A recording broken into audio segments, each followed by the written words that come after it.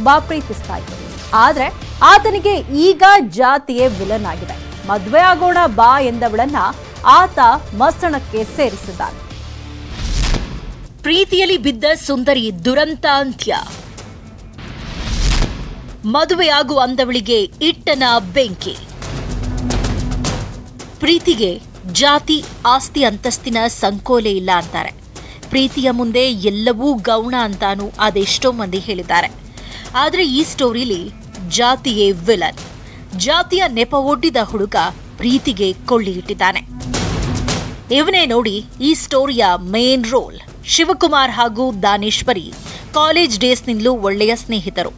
ಮೊದಲಿದ್ದ ಸ್ನೇಹ ದಿನ ಕಳೀತಾ ಇದ್ದಂತೆ ಪ್ರೀತಿಗೆ ತಿರುಗಿದೆ. 4-5 ವರ್ಷ ಜೋಡಿ ಹಕ್ಕಿಗಳಂತೆ ಜೊತೆಯಾಗಿ ಸುತ್ತಾಡಿದ್ರು.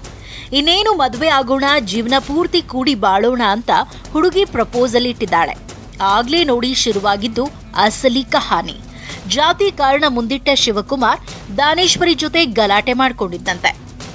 ಎಷ್ಟು ಪ್ರಯತ್ನ ಮಾಡಿದ್ರು ಆಗಲಿಲ್ಲ. ಕೊನೆಗೆ ಅವ ಏನು ಮಾಡೋದು ಪ್ಲ್ಯಾನ್ ಮಾಡಿ ನಿರ್ಜನ ಪ್ರದೇಶಕ್ಕೆ ಹೋಗಿ ಸ್ಟ್ಯಾನ್ಲಿ ಕಂಪ್ನಿ ಹತ್ರ 3-4 ಮಂದಿ ಸೇರಿ ಹಾಕಿ ಹಿಂದಿನಿಂದ ಪೆಟ್ರೋಲ್ ಸುರಿದು ಸುಟ್ಟು ಬಿಟ್ಟಿದ್ದಾರೆ ಸರ್. ನನಗೆ ಭಾಳ ಅನ್ಯಾಯ ಆಗಿದೆ ಸರ್. 4 ದಿನದ ಹಿಂದೆ ಎಲೆಕ್ಟ್ರಾನಿಕ್ ಸಿಟಿಯ ನಿರ್ಜನ ಪ್ರದೇಶಕ್ಕಿಬ್ರು ಹೋಗಿದ್ದಾರೆ. ಈ ವೇಳೆ ಅದೇನಾಯ್ತೋ ಗೊತ್ತಿಲ್ಲ, ದಾನೇಶ್ವರಿಗೆ ಪೆಟ್ರೋಲ್ ಸುರಿದು ಬೆಂಕಿ ಹಚ್ಚಿದ್ದಾನೆ ಅಂತ ಪೋಷಕರು ಆರೋಪ ಮಾಡ್ತಿದ್ದಾರೆ. 3 ದಿನದಿಂದ ಆಸ್ಪತ್ರೆಯಲ್ಲಿ ಸಾವು ಬದುಕಿನ ಮಧ್ಯೆ ನರಳಾಡ್ತಾ ಇದ್ದ ದಾನೇಶ್ವರಿ ಇಂದು ಸಾವನ್ನಪ್ಪಿದ್ದಾಳೆ. ಆರೋಪಿ ವಿರುದ್ಧ ಕೇಸ್ ದಾಖಲಾಗಿದೆ. ಸೆಕ್ಷನ್ 307 ಹಾಗೂ ಅಟ್ರಾಸಿಟಿ ಆಕ್ಟ್ ಅಡಿಯಲ್ಲಿ ಪ್ರಕರಣ ದಾಖಲಾಗ್ತದೆ. ಪೆಟ್ರೋಲ್ ಸುರಿದು ಬೆಂಕಿ ಹಚ್ಚಿ ಕೊಲೆ ಮಾಡಲಿಕ್ಕೆ ಪ್ರಯತ್ನ ಮಾಡಿದಾನೆ ಅಂತಕ್ಕಂಥ ಒಂದು ಮಾಹಿತಿಯನ್ನು ಅವರು ಕೊಟ್ಟಿದ್ದರ ಪ್ರಕಾರ ನಮ್ಮಲ್ಲಿ ಈಗಾಗಲೇ ದೂರನ್ನು ನಾವು ದಾಖಲಿಸಿಕೊಂಡು ಪ್ರಕರಣವನ್ನು ತನಿಖೆಗೆ ತೆಗೆದುಕೊಂಡಿದ್ದೇವೆ. ಬಾದಾಮಿ ಮೂಲದ ಆರೋಪಿ ಶಿವಕುಮಾರ್ ಪತ್ತೆಗೆ ಪೊಲೀಸರು ಬಲೆ ಬೀಸಿದ್ದಾರೆ. ಒಟ್ನಲ್ಲಿ ಪ್ರೀತಿಯ ಬಲೆಯಲ್ಲಿ ಬಿದ್ದ ಸುಂದರಿ ದುರಂತ ಅಂತ್ಯ ಕಂಡಿದ್ದು ನಿಜಕ್ಕೂ ಘನಘೋರ.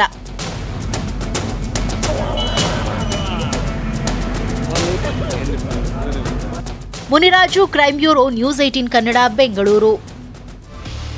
ಬೆಂಗಳೂರಿನ ರಾಜಗೋಪಾಲ ನಗರದಲ್ಲಿ ರಸ್ತೆ ಬಳಿ ಮಲಗಿದ್ದ ವ್ಯಕ್ತಿಯೊಬ್ಬನನ್ನ ಬರ್ಬರವಾಗಿ ಹತ್ಯೆ ಮಾಡಲಾಗಿದೆ. ಮಾರ್ಚ್ 15ರಂದು ತಡರಾತ್ರಿ 1:30 ಸುಮಾರಿಗೆ ಗಡ್ಡದಾರಿ ಸೈಕೋ ಕಿಲ್ಲರ್ ರಸ್ತೆಯಲ್ಲಿ ಮಲಗಿದ್ದ ವ್ಯಕ್ತಿಯನ್ನ ಕಲ್ಲಿನಿಂದ ಜಜ್ಜಿ ಕೊಲೆ ಮಾಡಿದ್ದಾನೆ. ಕೃಷ್ಣಪ್ಪ ಎಂಬುವವರೇ ಮೃತ ದುರ್ದೈವಿ. ಸೈಕೋ ಕಲ್ಲು ಎತ್ತಾಕಿ ಕೊಂದ ಮೇಲೂ ಆ ವ್ಯಕ್ತಿ ಸತ್ತಿದ್ದಾನಾ ಇಲ್ವಾ ಅಂತ ಅಲ್ಲೇ ಇದ್ದು ಕನ್ಫರ್ಮ್ ಮಾಡಿಕೊಂಡಿದ್ದಾನೆ. ಈ ಭೀಕರ ದೃಶ್ಯ ಸಿಸಿಟಿವಿಯಲ್ಲಿ ಸೆರೆಯಾಗಿದೆ.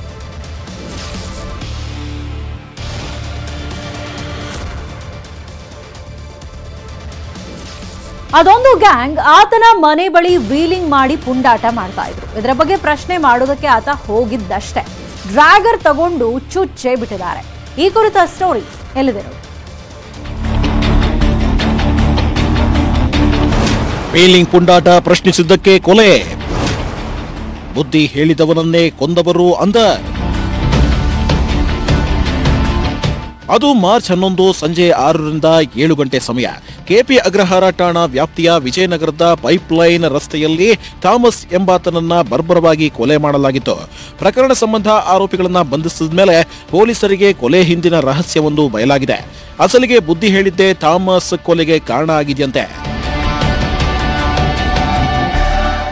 ಆರೋಪಿಗಳಾದ ಸೂರಿ, ಚಂದನ್ ಸೇರಿ ಉಳಿದವರು ಥಾಮಸ್ ಸ್ನೇಹಿತನ ಮನೆ ಬಳಿ ಬಂದು ವೀಲಿಂಗ್ ಮಾಡ್ತಾ ಗಲಾಟೆ ಮಾಡ್ತಿದ್ರಂತೆ.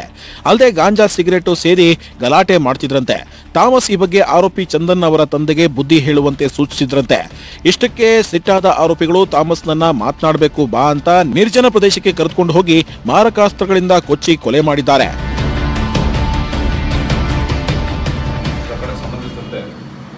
ಈವರೆಗೆ 6 ಆರೋಪಿಗಳನ್ನು ಬಂಧಿಸಲಾಗಿದ್ದು ತನಿಖೆ ಮುಂದುವರೆದಿರ್ತದೆ. ವಿಜಯನಗರದಲ್ಲಿ ಮನೆಯೊಂದರ ಮುಂದೆ ತನ್ನ ಬೈಕನ್ನು ತಗೊಂಡು ಹೋಗ್ಬಿಟ್ಟು ಅಲ್ಲಿ ಬೈಕ್ನಲ್ಲಿ ವೀಲಿಂಗ್ ಮಾಡೋದು.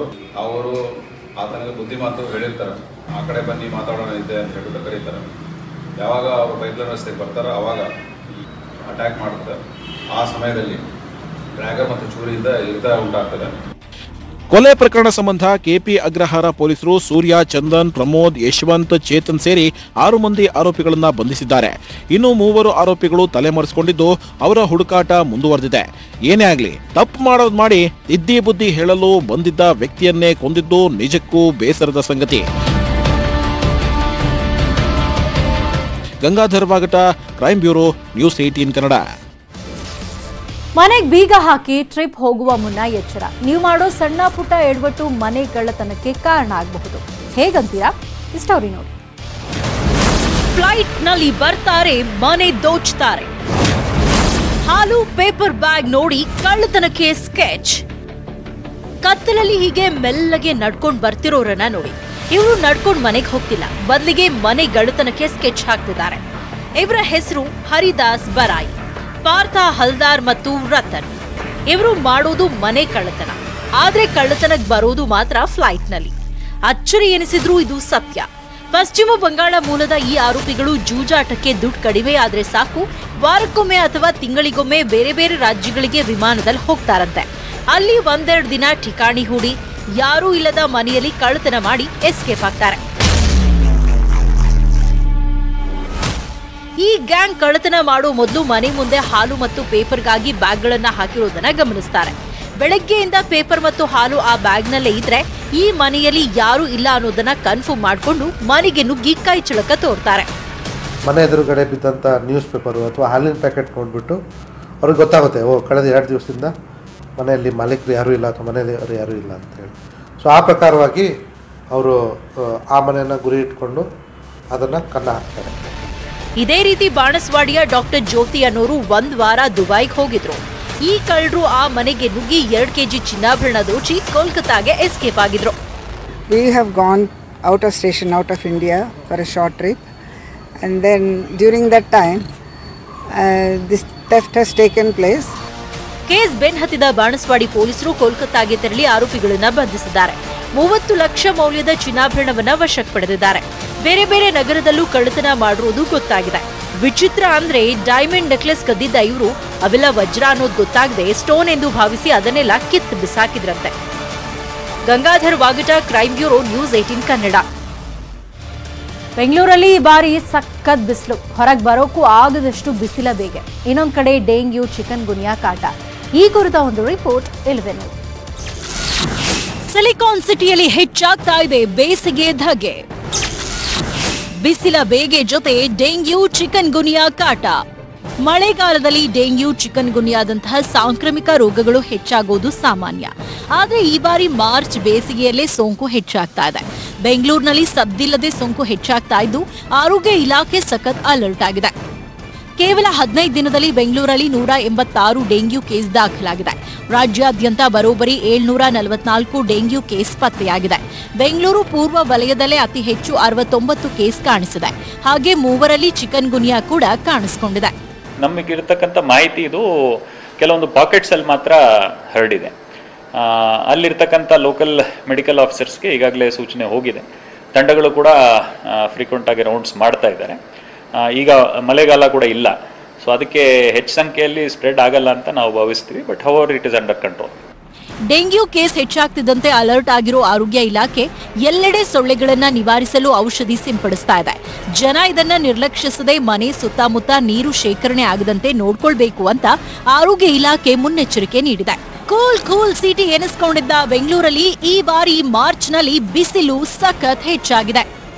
ಈ ಬಾರಿ ವಾಡಿಕೆಗಿಂತ 2 ಡಿಗ್ರಿ ಸೆಲ್ಸಿಯಸ್ ಹೆಚ್ಚಳ ಕಂಡಿದೆ. ಮಾರ್ಚ್ 10, 11, 13ರಂದು ನಗರದಲ್ಲಿ 33 ಡಿಗ್ರಿ ಸೆಲ್ಸಿಯಸ್ ತಾಪಮಾನ ಇದ್ರೆ ಮಾರ್ಚ್ 16, 17ರಂದು 34.5 ಡಿಗ್ರಿ ಸೆಲ್ಸಿಯಸ್ ದಾಖಲಾಗಿದ್ದು ಜನ ಸುಸ್ತಾಗಿ ಹೋಗಿದ್ದಾರೆ. 1996ರ ಬಳಿಕ ಇದೇ ಮೊದಲ ಬಾರಿಗೆ ಬೆಂಗಳೂರಿನಲ್ಲಿ 37ರಿಂದ 40 ಡಿಗ್ರಿವರೆಗೂ ತಾಪಮಾನ ಏರಬಹುದು ಎನ್ನಲಾಗ್ತಿದೆ. ಇದು ಬಂಗಾಳ ಕೊಲ್ಲಿಯ ವಾಯುಭಾರ ಕುಸಿತದ ಎಫೆಕ್ಟ್ ಅಂತ ತಜ್ಞರು ಅಂದಾಜಿಸಿದ್ದಾರೆ. ಇತ್ತೀಚೆಗೆ ಬೆಂಗಳೂರಿನಲ್ಲಿ ಗರಿಷ್ಠ ಉಷ್ಣಾಂಶದಲ್ಲಿ ಏರಿಕೆ ಕಂಡುಬರುತ್ತಾ ಇದೆ. ಈಗ ಸದ್ಯದಲ್ಲಿ ಬಂಗಾಳ ಕೊಲ್ಲಿಯ ಪ್ರದೇಶ ಹಾಗೂ ಅಂಡಮಾನ್ ನಿಕೋಬಾರ್ ದ್ವೀಪ ಸಮೂಹಗಳ ಬಳಿ ವಾಯುಭಾರ ಕುಸಿತ ಇದ್ದು ಗರಿಷ್ಠ ಉಷ್ಣಾಂಶದಲ್ಲಿ ಏರಿಕೆ ಕಂಡುಬರುತ್ತಾ ಇದೆ. ರಾಜಧಾನಿ ಜನರು ಬಿಸಿಲ ಬೇಗೆ ತಪ್ಪಿಸಿಕೊಳ್ಳೋಕೆ ಈಗಾಗಲೇ ಕೂಲ್ ಡ್ರಿಂಕ್ಸ್ ಮೊರೆ ಹೋಗಿದ್ದಾರೆ. ಇನ್ನೊಂದು ಕಡೆ ಕೊರೋನಾ ಕಮ್ಮಿ ಆಗ್ತಿದ್ದಂತೆ ಡೆಂಗ್ಯೂ ಹೆಚ್ಚಾಗಿದ್ದು ಹೊಸ ತಲೆನೋವು ಕೂಡ ಶುರುವಾಗಿದೆ. ಶರಣು ಹಂಪಿ ಮತ್ತು ಸವಿತಾ ರಾಮಚಂದ್ರ, ನ್ಯೂಸ್ 18 ಕನ್ನಡ. ನಮ್ಮ ಬೆಂಗಳೂರು ಮುಂದುವರಿಯುತ್ತೆ ಚಿಕ್ಕ ಬ್ರೇಕ್ ಆದ್ಮೇಲೆ.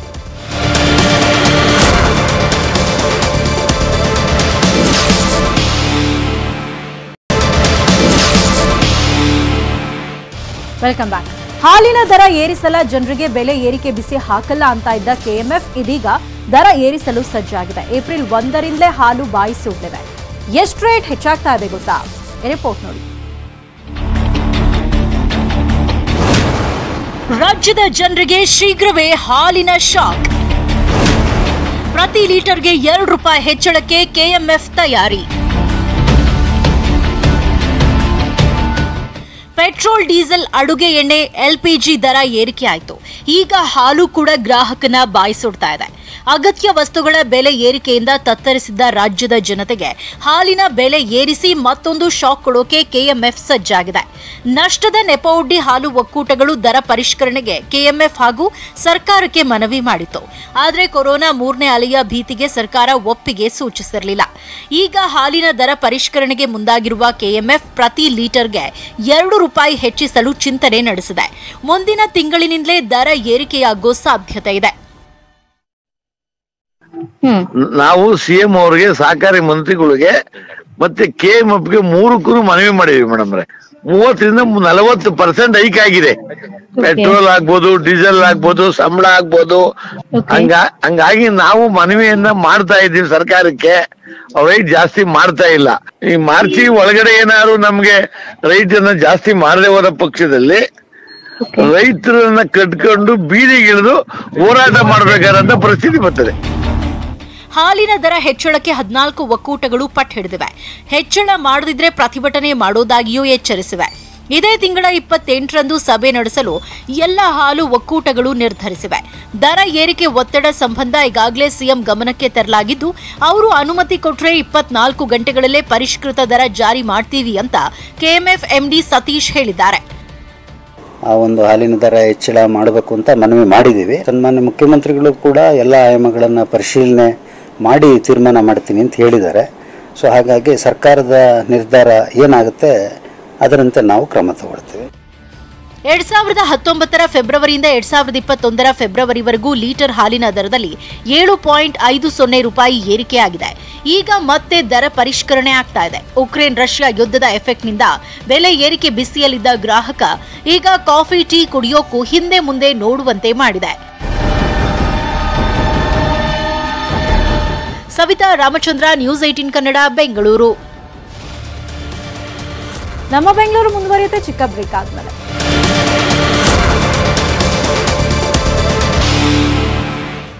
Welcome back. ರಾಜ್ಯದಲ್ಲಿ 2ನೇ ದಿನವೂ ಜೇಮ್ಸ್ ಜಾತ್ರೆ ಮುಂದುವರೆದಿದೆ. ತೆರೆ ಕಂಡ ಎಲ್ಲಾ ಥಿಯೇಟರ್ಗಳಲ್ಲೂ ಹೌಸ್ಫುಲ್ ಶೋ ಮುಂದುವರೆದಿದೆ.